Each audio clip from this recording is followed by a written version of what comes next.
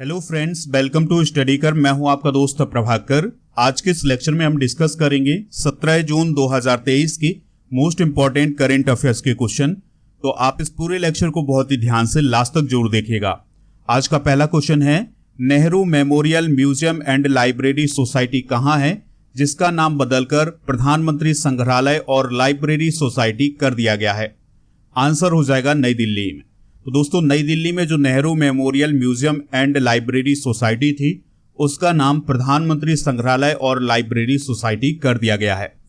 ये फैसला लिया गया है Nehru memorial museum and library society की एक बैठक में, जिसकी अध्यक्षता रक्षा मंत्री राजनाथ सिंह ने की थी। दोस्तों, ये जो Nehru memorial museum and library society है, इसकी स्थापना 1964 में की गई थी, जवाहरलाल नेहरू की याद में। यह संस्कृति मंत्रालय के अंतर्गत आता है और यह भारत के पहले प्रधानमंत्री के आधिकारिक निवास तीन मूर्ति हाउस में स्थित है। यानी जो पंडित जवाहरलाल नेहरू का आधिकारिक निवास था तीन मूर्ति हाउस, तो उसके अंदर ही स्थित है Nehru memorial museum and library society, जिसका नाम अभी हाल ही में बदला गया है। नई दिल्ली में स्थित जो तीन मूर्ति भवन है, उसके अंदर प्रधानमंत्री संग्रहालय भी बनाया गया है, जिसे अप्रैल 2022 में जनता के लिए खोला गया था। अब हम बात करते हैं 2023 में बदले गए कुछ प्रमुख नाम। तो अभी हाल ही में महाराष्ट्र के अहमदनगर का नाम अहिल्या नगर किया गया है। तो अहिल्याबाई होलकर के नाम पर यह अहिल्या नगर किया गया है। इसके अलावा दिल्ली में जो मुगल गार्डन था, उसका नाम अमृत उद्यान किया गया है। उत्तर प्रदेश का जो मुंडेरा बाजार था, जो कि गोरखपुर के अंतर्गत था, तो उसका नाम चोरी चोरा किया गया है। इसी प्रकार से उत्तर प्रदेश के देवरिया में स्थित तेलिया अफगान का नाम तेलिया शुक्ला किया गया है। और दोस्तों, भोपाल के पास इस्लाम नगर था, तो उसका नाम अब जगदीशपुर कर दिया गया है।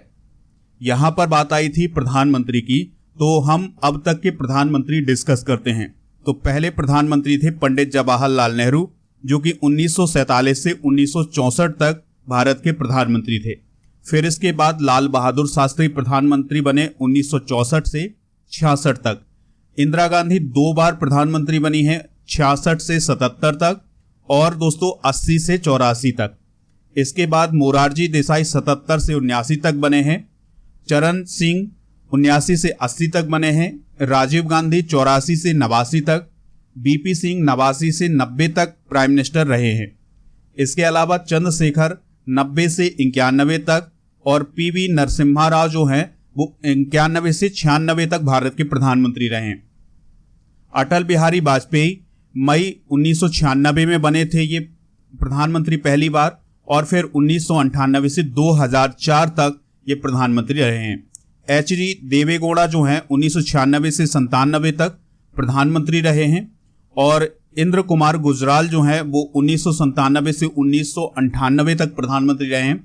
डॉक्टर मनमोहन सिंह 2004 से 2014 तक प्रधानमंत्री रहे हैं, और नरेंद्र मोदी 2014 से अभी तक वर्तमान तक प्रधानमंत्री हैं भारत के। तो ये है दोस्तों हमारे देश के प्राइम मिनिस्टर। आप इस लेक्चर को बहुत ही ध्यान से लास्ट तक देखिएगा।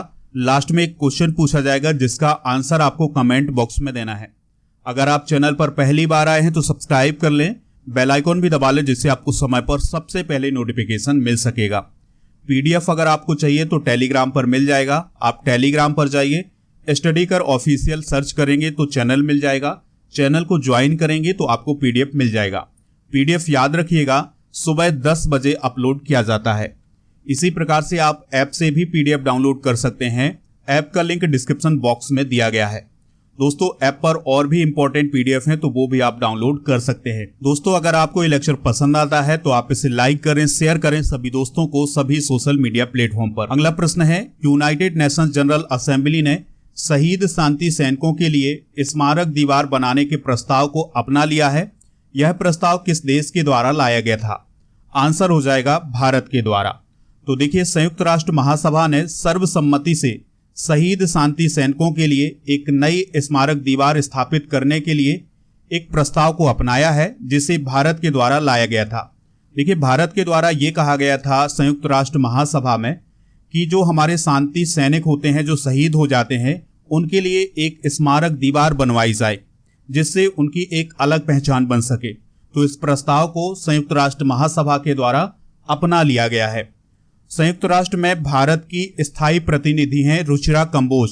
तो उनके द्वारा ये प्रस्ताव संयुक्त राष्ट्र महासभा में लाया गया था और इस प्रस्ताव का नाम था memorial wall for fallen United nation peace keepers. अब यहां पर बात आई है शांति सैनिकों की। तो ये शांति सैनिक होते क्या हैं, इसको आप बहुत ही ध्यान से समझिएगा। देखिए दोस्तों, संयुक्त राष्ट्र की कोई भी सेना नहीं होती है, लेकिन संयुक्त राष्ट्र का काम क्या है कि जो भी उसके सदस्य देश हैं उनमें शांति स्थापित करवाना। लेकिन अगर कहीं गृह युद्ध हो जाए या फिर हिंसा हो जाए तो कैसे शांति स्थापित हो सकेगी? तो उसके लिए संयुक्त राष्ट्र के द्वारा शांति मिशन चलाया जाता है। शांति मिशन में जितने भी सदस्य देश होते हैं वो अपने कुछ सैनिक इस मिशन में शामिल कर देते हैं। तो इस प्रकार से संयुक्त राष्ट्र की एक सेना बन जाती है और इन सैनिकों को जहां पर गृह युद्ध होता है या कहीं पर हिंसा होती है किसी भी देश में, तो वहां पर इनको तैनात कर दिया जाता है और ये जो सैनिक होते हैं उन्हीं को बोला जाता है शांति सैनिक। संयुक्त राष्ट्र शांति सैनिकों का अंतर्राष्ट्रीय दिवस कब मनाया जाता है? याद रखिएगा, 29 मई को मनाया जाता है। संयुक्त राष्ट्र महासभा की भी बात कर लेते हैं। तो संयुक्त राष्ट्र महासभा जो संयुक्त राष्ट्र है उसके 6 प्रमुख अंगों में से एक है। इसकी स्थापना 1945 में हुई थी। संयुक्त राष्ट्र महासभा का काम क्या होता है? संयुक्त राष्ट्र का बजट तैयार करना, सुरक्षा परिषद में अस्थायी सदस्यों की नियुक्ति करना, संयुक्त राष्ट्र के महासचिव की नियुक्ति करना, इस प्रकार से बहुत सारे कार्य होते हैं संयुक्त राष्ट्र महासभा के। अभी हाल ही में संयुक्त राष्ट्र महासभा के 78वें अध्यक्ष कौन बने हैं? डेनिस फ्रांसिस बने हैं। ये आप देख सकते हैं, ये कौन है? Dennis Francis. अगला प्रश्न है, किस राज्य में राजा उत्सव का आयोजन किया गया है? तो राजा उत्सव का आयोजन किया गया है उड़ीसा में। चलिए अब समझते हैं कि ये राजा उत्सव क्या है। तो राजा उत्सव या इसे मिथुन संक्रांति के नाम से भी जाना जाता है उड़ीसा में। तो यह 3 दिन का त्योहार होता है जिसमें धरती माता का सम्मान किया जाता है और नारीत्व का जश्न मनाया जाता है। बात करते हैं उड़ीसा की, तो इसका गठन हुआ था 1 अप्रैल 1936 को, इसलिए 1 अप्रैल को उत्कल दिवस भी मनाया जाता है क्योंकि उड़ीसा को हम उत्कल के नाम से भी जानते हैं। राजधानी क्या है इसकी? भुवनेश्वर। राज्यपाल कौन है? गणेशी लाल हैं। मुख्यमंत्री हैं नवीन पटनायक। विधानसभा सीटें 147 हैं। राज्यसभा सीटें हैं 10 और लोकसभा की 21 सीटें हैं। अब हम डिस्कस करेंगे भारत के कुछ प्रमुख त्योहार और महोत्सव। तो खीर भवानी मेला कहाँ आयोजित किया जाता है? जम्मू कश्मीर में। सिंधु दर्शन लद्दाख में। नुआखाई त्योहार उड़ीसा में। खर्ची पूजा त्रिपुरा में। मिमकुट मिजोरम में। पक्के पक्का हॉर्नबिल अरुणाचल प्रदेश में। और हॉर्नबिल फेस्टिवल जो है ये नागालैंड में मनाया जाता है। तो ये है भारत के कुछ प्रमुख त्योहार और महोत्सव। अगला प्रश्न है, अंतर्राष्ट्रीय पारिवारिक प्रेषण दिवस कब मनाया जाता है? तो यह दिवस मनाया जाता है 16 जून को। कब मनाया जाता है दोस्तों? 16 जून को। तो आप अब ध्यान से सुनिएगा, ये दिवस क्यों मनाया जाता है। देखिए, हमारे घर में या हमारे आसपास कई लोग ऐसे होते हैं जो कमाने खाने के लिए बाहर जाते हैं, चाहे वो देश हो चाहे वो विदेश हो। तो वहां पर जब वो जाते हैं, काम करते हैं, फिर इसके बाद पैसा घर भेजते हैं, तब उन परिवारों में खुशियां आती हैं। तो ऐसे लोगों को याद करने के लिए यह दिवस मनाया जाता है। थीम याद रखिएगा 2023 की, वित्तीय समावेशन और लागत में कमी के लिए डिजिटल प्रेषण, यानी digital remittances for financial inclusion and cost reduction. दोस्तों, हाल ही में मनाए गए कुछ प्रमुख दिवस भी डिस्कस करते हैं। तो विश्व बुजुर्ग दुर्व्यवहार जागरूकता दिवस मनाया गया है 15 जून को। वैश्विक पवन दिवस मनाया गया है 15 जून को। विश्व रक्तदाता दिवस 14 जून को। अंतर्राष्ट्रीय एल्बिनिज्म जागरूकता दिवस 13 जून को। विश्व बाल श्रम निषेध दिवस 12 जून को। विश्व प्रत्यायन दिवस 9 जून को। विश्व महासागरीय दिवस 8 जून को। विश्व खाद्य सुरक्षा दिवस 7 जून को। और इसके अलावा रूसी भाषा दिवस 6 जून को। विश्व पर्यावरण दिवस 5 जून को। आक्रामकता के शिकार मासूम बच्चों का अंतर्राष्ट्रीय दिवस 4 जून को। और विश्व साइकिल दिवस 3 जून को। और विश्व दुग्ध दिवस 1 जून को मनाया गया है। अगला प्रश्न है, पहली बार हिंदू अमेरिकी शिखर सम्मेलन का आयोजन कहाँ किया गया है? तो पहला हिंदू अमेरिकी शिखर सम्मेलन का आयोजन किया गया है अमेरिका में। कहाँ किया गया है दोस्तों? कैपिटल हिल में। जिस प्रकार से हमारी संसद है उसी प्रकार से अमेरिका में जो संसद है उसे कैपिटल हिल नाम दिया गया है। तो वहीं पर इसका आयोजन किया गया है। आयोजन किसने करवाया है? तो Americans for Hindu political action committee है, उसके द्वारा इसका आयोजन करवाया गया था। इसके अलावा 20 से अधिक इसी प्रकार की जो कमेटी हैं और जो ग्रुप हैं उनके द्वारा इसका आयोजन करवाया गया था। इस शिखर सम्मेलन में लगभग 130 भारतीय अमेरिकी नेता शामिल हुए थे। और दोस्तों एक पॉइंट याद रखिएगा कि जो अमेरिकन्स फॉर हिंदू के संस्थापक हैं और अध्यक्ष हैं डॉक्टर रोमेश जाफरा, उन्होंने ये कहा है कि अमेरिका में हिंदू अमेरिकियों के साथ जो भेदभाव किया जाता है उसी पर चर्चा करने के लिए ये शिखर सम्मेलन आयोजित किया गया था। ठीक है, तो जो हिंदू अमेरिकी लोग हैं उनके साथ जो भेदभाव होता है, जो भेदभाव का वो सामना करते हैं, इसी पर विचार विमर्श करने के लिए ये सम्मेलन आयोजित किया गया था। अगला प्रश्न है, जूली लद्दाख कार्यक्रम किसके द्वारा शुरू किया गया है? तो जो जूली लद्दाख कार्यक्रम है ये शुरू किया गया है भारतीय नौसेना के द्वारा। जूली लद्दाख का मतलब होता है हेलो लद्दाख। तो यह जो कार्यक्रम है ये शुरू किया गया है भारतीय नौसेना के द्वारा। और इस कार्यक्रम का उद्देश्य क्या है कि जो लद्दाख के यूथ हैं उनके साथ मिला जाए और उनको भारतीय नौसेना में शामिल करने के लिए प्रेरित किया जाए कि जो लद्दाख की युवा हैं वो भारतीय नौसेना में शामिल हों, इसके लिए उन्हें प्रेरित किया जाए। इसके अलावा जो नौसेना के दिग्गज हैं लद्दाख में उनसे मिला जाए और जो वीर नारियां हैं उनसे भी बातचीत की जाए। तो दोस्तों इसके लिए ये हेलो लद्दाख या जूली लद्दाख कार्यक्रम शुरू किया गया है इंडियन नेवी के द्वारा। बात आई है यहाँ पर इंडियन नेवी की, तो इसकी स्थापना 26 जनवरी 1950 को हुई थी और यह भारतीय सशस्त्र बलों की समुद्री शाखा है। और भारत के जो राष्ट्रपति होते हैं वो भारतीय नौसेना के सर्वोच्च कमांडर होते हैं। इसका जो आदर्श वाक्य है यानी इसका जो मोटो है वो है साम नो वरुणा। भारतीय नौसेना के प्रमुख कौन है? एडमिरल आर हरि कुमार हैं। यहाँ पर बात आई थी दोस्तों लद्दाख की, तो ये आप मैप में देख सकते हैं, ये वाला जो हिस्सा है ये लद्दाख का हिस्सा है।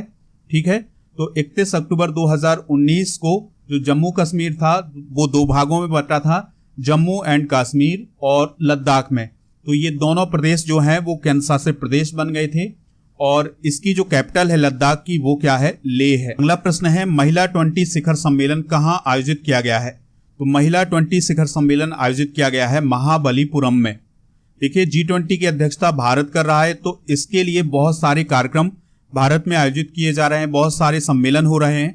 तो G20 के दौरान ही महिला 20 का जो शिखर सम्मेलन है ये महाबलीपुरम में आयोजित किया गया है। और महाबलीपुरम जो है वो चेन्नई के पास स्थित है, तमिलनाडु में है। इस सम्मेलन की जो थीम थी वो थी महिला नेतृत्व, विकास, परिवर्तन, पनपना और आगे बढ़ना। 2015 में महिला 20 की स्थापना की गई थी और इस महिला 20 या W20 का जो उद्देश्य है वो है महिला सशक्तिकरण और महिलाओं के अधिकारों की वकालत करना और समाज में महिलाओं की आवाज उठाना। दोस्तों हाल ही में आयोजित किए गए कुछ प्रमुख सम्मेलन और बैठकें भी डिस्कस करते हैं। तो भारत यूरोपीय संघ कनेक्टिविटी सम्मेलन 2023 हुआ है शिलोंग मेघालय में। 76वीं वर्ल्ड हेल्थ असेंबली का आयोजन हुआ है जेनेवा स्विट्जरलैंड में। G7 शिखर सम्मेलन हिरोशिमा जापान में आयोजित हुआ था और वहीं पर क्वाड शिखर सम्मेलन भी आयोजित हुआ है 2023 में हिरोशिमा जापान में। 6वां हिंद महासागर सम्मेलन 2023 हुआ है ढाका बांग्लादेश में। 42वां आसियान शिखर सम्मेलन हुआ है लाबुआन बाजो इंडोनेशिया में।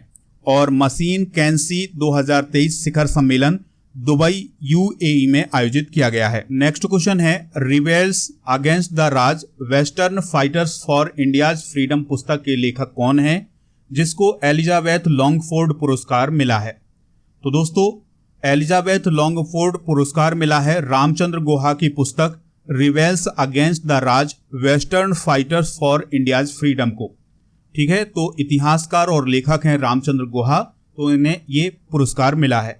इस पुरस्कार के अंतर्गत उन्हें 5000 पाउंड की राशि दी गई है, यानी लगभग 5 लाख रुपए का ये सम्मान दिया गया है। अगला क्वेश्चन है, किस राज्य की जेलों का नाम बदलकर सुधार गृह किया गया है? आंसर हो जाएगा उत्तर प्रदेश। यानी उत्तर प्रदेश में जो कारावास या जेल कहलाता था अब उसे सुधार गृह कहा जाएगा।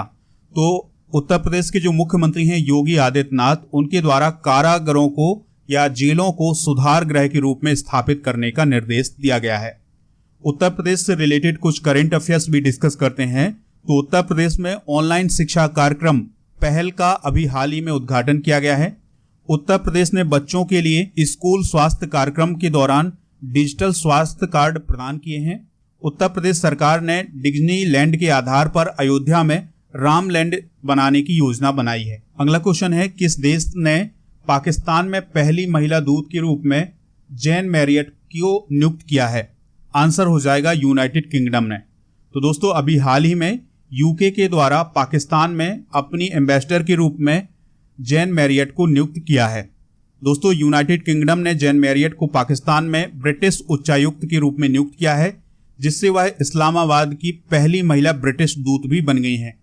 ठीक है, यानी वो पहली ऐसी महिला है जो कि पाकिस्तान में वो दूत बनकर आई हैं, उच्चायुक्त बनकर आई हैं। जैन मैरियट की बात करें तो सितंबर 2019 से वो केन्या में उच्चायुक्त के रूप में काम कर रही थी। जैन मैरियट जानी जाती हैं अपनी कुछ विशेष बातों के लिए। तो दोस्तों वो महिला अधिकारों के लिए काम करती हैं और वो लैंगिक समानता को बढ़ावा देने के लिए भी काम करती हैं। यहाँ पर बात आई है यूनाइटेड किंगडम की। तो यूनाइटेड किंगडम जो है वो यूरोप महाद्वीप में स्थित है और यूनाइटेड किंगडम के अंतर्गत इंग्लैंड, वेल्स, स्कॉटलैंड और नॉर्दर्न आयरलैंड आता है। इसकी राजधानी लंदन है। प्रधानमंत्री हैं कौन? ऋषि सुनक। और यहाँ के जो सम्राट हैं वो है चार्ल्स तृतीय। चलिए दोस्तों अब हम करते हैं कल के करंट अफेयर्स को रिवाइज, फिर इसके बाद जनरल नॉलेज के पिटारे को डिस्कस करेंगे। लास्ट में पूछेंगे आपसे एक क्वेश्चन जिसका आंसर आपको कमेंट बॉक्स में देना है। तो कल का पहला क्वेश्चन था, governor of the year 2023 award किसे प्रदान किया गया है? शक्तिकांत दास को। अरुणोपोल ऐप किस राज्य में लॉन्च किया गया है? अरुणाचल प्रदेश में। विश्व बुजुर्ग दुर्व्यवहार जागरूकता दिवस कब मनाया जाता है? 15 जून को। जल विद्युत कंपनी NHPC लिमिटेड के निदेशक कौन बने हैं? उत्तम लाल बने हैं। मध्य प्रदेश का कौन सा जिला हर घर जल जिला बना है? निवाड़ी। एशिया कप क्रिकेट 2023 का आयोजन पाकिस्तान के अलावा किस देश में किया जाएगा? श्रीलंका में। रक्षा मंत्रालय ने किस देश से प्रीडेटर ड्रोन सौदे को मंजूरी दी है? अमेरिका से। मशहूर गायिका शारदा का निधन हो गया है, उनका संबंध किस राज्य से था? तमिलनाडु से। इंडियन ऑयल कॉरपोरेशन ने किस राज्य में विमानन ईंधन संयंत्र स्थापित करने के लिए लांजा जेट के साथ साझेदारी की है? हरियाणा में। किस राज्य की 5 इमारतों और संरचनाओं को अंतरराष्ट्रीय ग्रीन एप्पल पुरस्कार के लिए चुना गया है? तेलंगाना की। दोस्तों आज के जनरल नॉलेज के पिटारे में हम डिस्कस करेंगे बौद्ध संगीतियां। तो प्रथम बौद्ध संगीति हुई थी 483 ईसा पूर्व में राजगृह में। अध्यक्ष थे महाकश्यप, शासक थे अजातशत्रु। द्वितीय बौद्ध संगीति 383 ईसा पूर्व में हुई थी वैशाली में। सर्वकामी अध्यक्ष थे और कालाशोक शासक थे। तृतीय बौद्ध संगीति हुई थी 247 ईसा पूर्व में पाटलिपुत्र में और मोगली पुत्तिस्य जो थे इसके अध्यक्ष थे और शासक थे अशोक। चतुर्थ बौद्ध संगीति हुई थी ईसा की प्रथम शताब्दी में कुंडलवन में और वसुमित्र इसके अध्यक्ष थे, उपाध्यक्ष थे अश्वघोष और शासक कौन था? कनिष्क। तो दोस्तों ये हैं बौद्ध संगीतियां। कल के करंट अफेयर्स में जो क्वेश्चन पूछा गया था उसका आंसर था शक्तिकांत दास। तो लगभग दोस्तों सभी ने इसका आंसर शक्तिकांत दास दिया हुआ है। आज का प्रश्न है, किस राज्य में राजा उत्सव का आयोजन किया गया है? जो भी इसका राइट आंसर हो कमेंट बॉक्स में जरूर बताइएगा। हमें इंतजार रहेगा आपके आंसर का। जय हिंद, वंदे मातरम।